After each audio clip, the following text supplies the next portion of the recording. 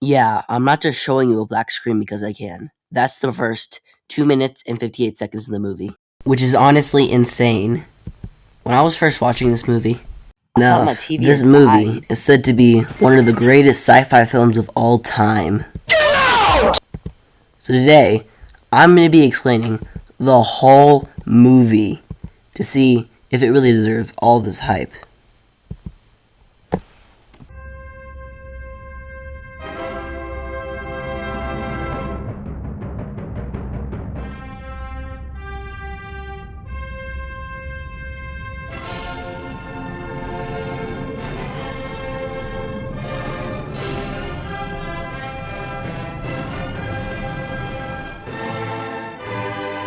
So after we listened to some music that almost made me cry the first time I watched it, we go to now, obviously, you know the dawn of man is when God created the heavens and the... Oh, it's apes. My mistake. So yeah, the movie basically starts out with a bunch of apes jumping around doing what apes do. So after we watch the other apes, we watch this one ape gets attacked by a real fucking leopard. We watch a small gang of apes, which we'll call Ape Gang 1. Ape Gang 2 and they're at a water hole screeching at each other. The water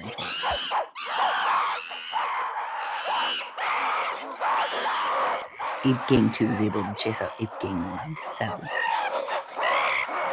After that, we watch some desert shots, this leopard, and the apes sleeping in their cave, I think. And then, this one ape sees something, so it quickly wakes up his friends and then starts screeching with its tall black Lego, while scary opera music plays.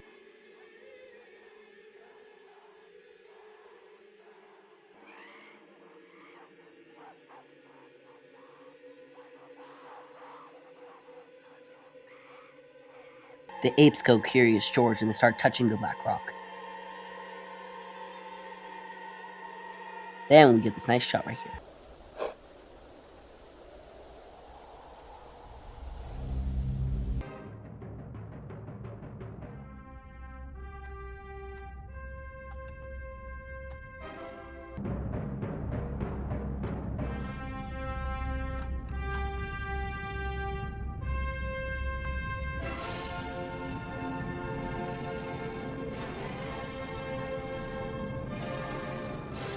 And he kills a boar to bring it back to his friends, stuff like that. This one ape thinks, hey, after that, Ape Gang 1 returns up to the water hole to take...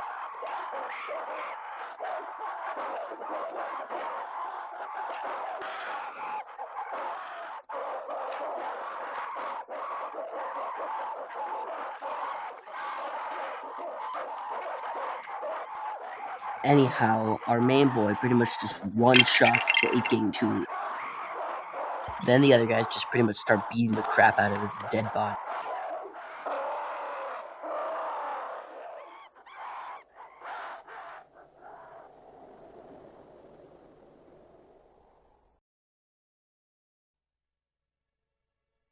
And after 25 minutes, now we're in the main story.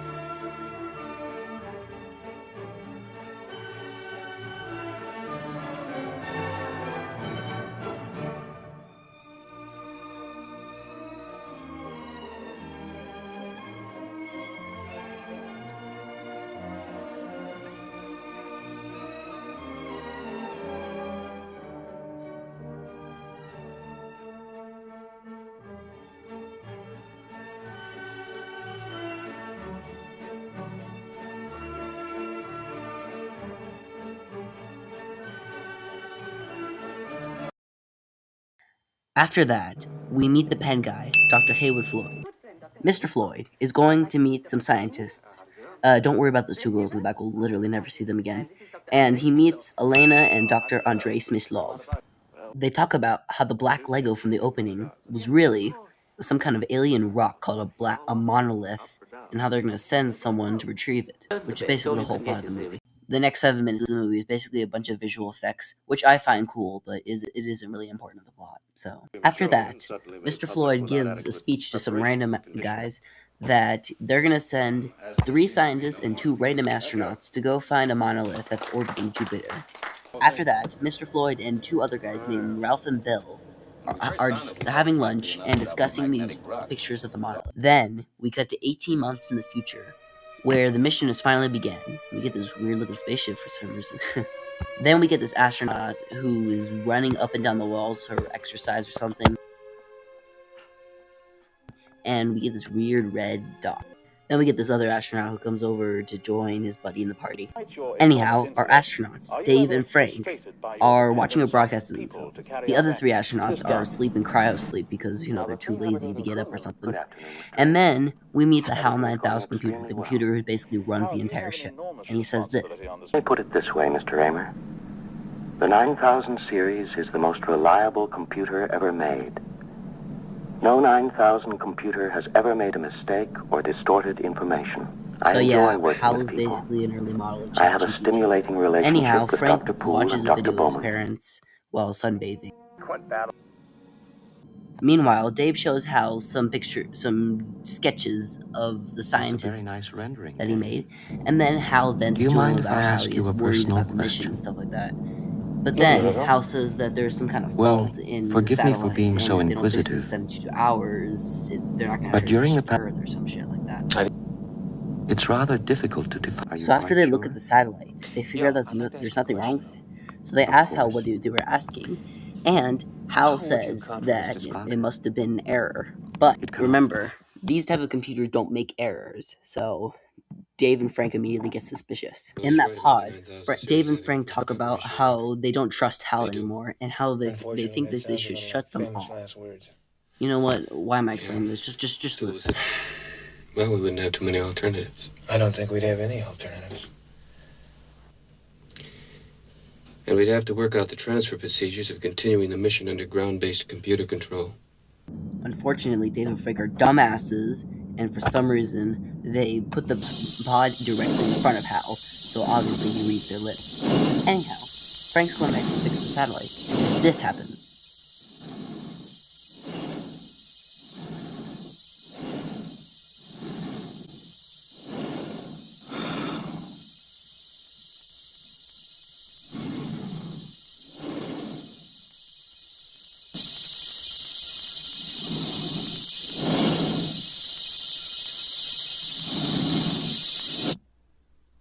Yeah, I didn't just mean that. Frank just get, fucking killed by Hal. Yeah.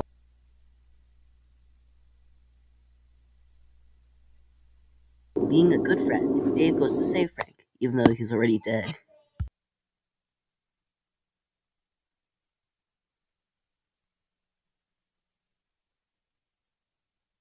After he gets Frank, Hal doesn't let him back in, so he must use the emergency airlock, and he prepares himself to go in.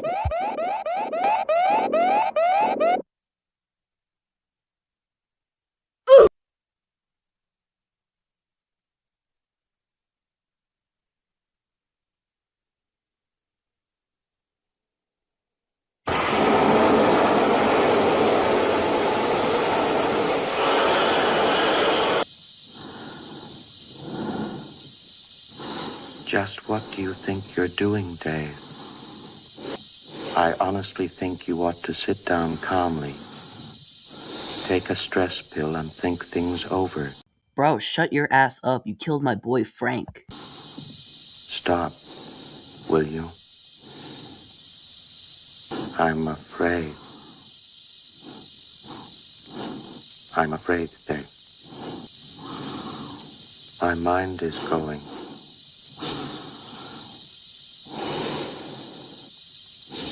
I can feel it. My instructor was Mr. Langley, and he taught me to sing a song.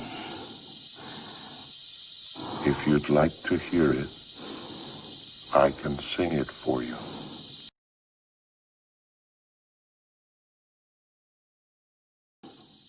And which for security reasons of the highest importance, 8 Tycho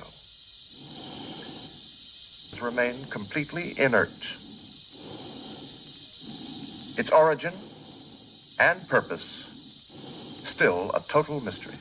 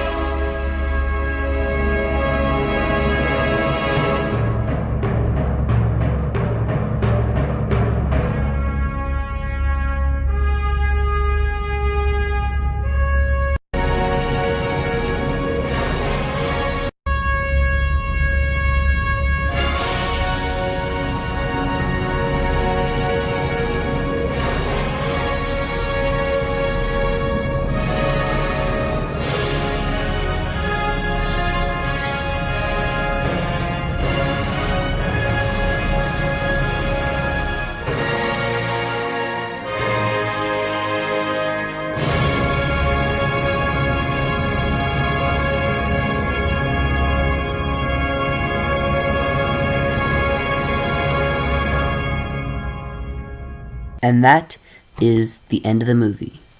Now, that was a weird movie. just watching that movie. And so that's the video. I hope you guys enjoyed, and before I go, I want to say that I'm sorry that I don't post a lot. Listen, I'm one guy, and it takes forever to edit these videos, and at this point I'm just making up excuses for myself. Anyhow, this summer I'll probably just focus on YouTube Shorts. Hope you all have a good day, and I'll see you guys in the next one.